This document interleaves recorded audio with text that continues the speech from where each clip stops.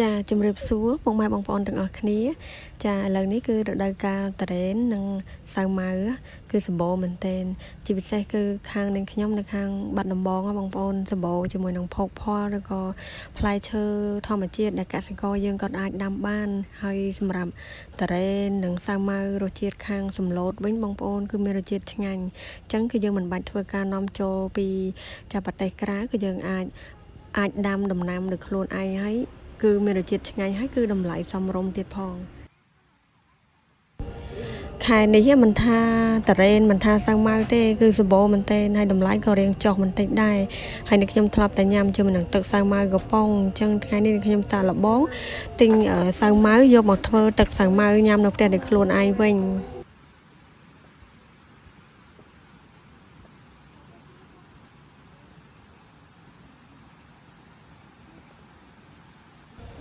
បើនិយាយពីវិធីធ្វើគឺងាយស្រួលមែនទែនបងប្អូនប៉ុន្តែអ្វីដែលពិបាកហ្នឹងគឺត្រង់កន្លែងដែលយើងទៅឆ្កៀលជាមួយនឹងសាច់សាវម៉ាវ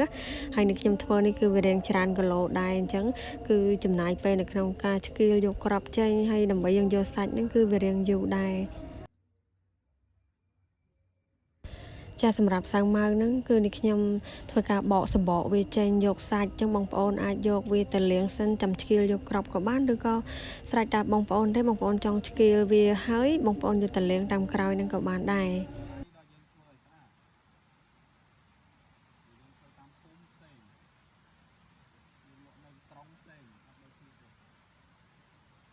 ចាអ្វីដែលពិបាកនៅក្នុងការធ្វើនេះគឺត្រង់កន្លែងបកសាវម៉ាវហ្នឹងឯងបងប្អូនគឺมันពិបាកអីទេគឺយើងចំណាយពេលយូរបងប្អូនហើយយើងបើសិនជាមានគ្នា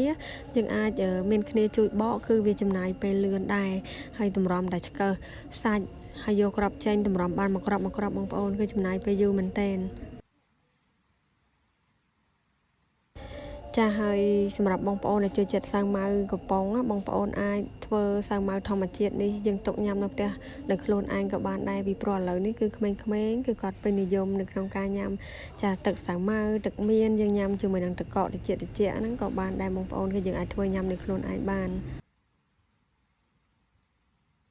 ចាណាមួយឥឡូវនេះគឺរដូវកាលតារ៉េនហើយនឹងសាវម៉ាវគឺសម្បូរមែនទែនគឺយើងអាចដាំដុះដោយខ្លួនឯងបានហើយតម្លៃក៏វាសមរម្យដែរបងប្អូន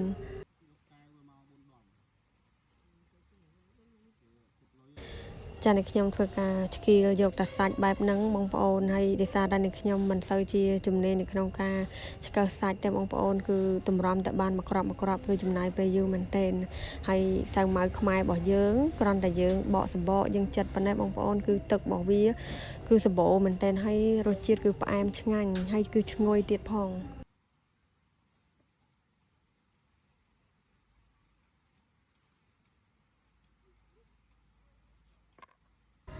ចាឥឡូវនេះខ្ញុំគឺឆ្កៀលសាច់ហ្នឹងគឺបានចាមួយចានដៃធំដែរហើយ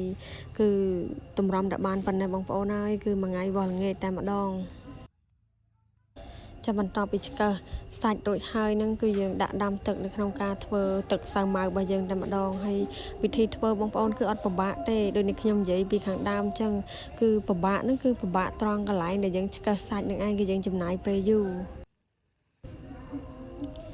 ចាហើយបន្ទាប់ពីដាំទឹកចាពុះហើយនេះខ្ញុំក៏បានចាក់ស្ករហើយនេះខ្ញុំប្រើជាមួយនឹងស្ករអំពៅយើងបងប្អូនទៅវាមានពណ៌ក្រហមបែបហ្នឹងណាហើយនេះខ្ញុំបង់ជាមួយនឹងស្លឹកតើយម្ដុំទៅដើម្បីឲ្យទឹកសាវម៉ាវរបស់យើងហ្នឹងគឺវាមានក្លិនឈ្ងុយ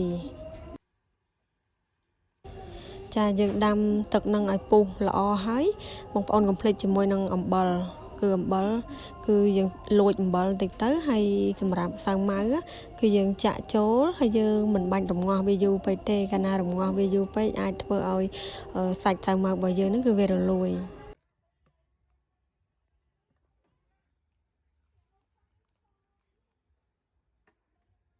បន្ទាប់ពីចាក់សាច់សាវម៉ាវចូលហើយគឺតាមមួយផ្លេតហ្នឹងគឺសាច់សាវម៉ាវគឺវាអណ្ដែតឡើងមកខាងលើហើយអាហ្នឹងបងប្អូនអាចលើកវាចុះបានហើយដោយសារតែនេះខ្ញុំធ្វើរៀងច្រើនដែរអញ្ចឹងនេះខ្ញុំភ្លក់ទៅគឺរៀងស្បើយបន្តិចគឺនេះខ្ញុំបន្ថែមជាមួយនឹងអំបិលថែមបន្តិចទៀតហើយនៅពេលដែលវាពុះល្អហើយបងប្អូនអាចលើកចុះបានអញ្ចឹងបងប្អូនអាចញ៉ាំពេលក្តៅក៏បានញ៉ាំជាមួយទឹកកកក៏បានដែរ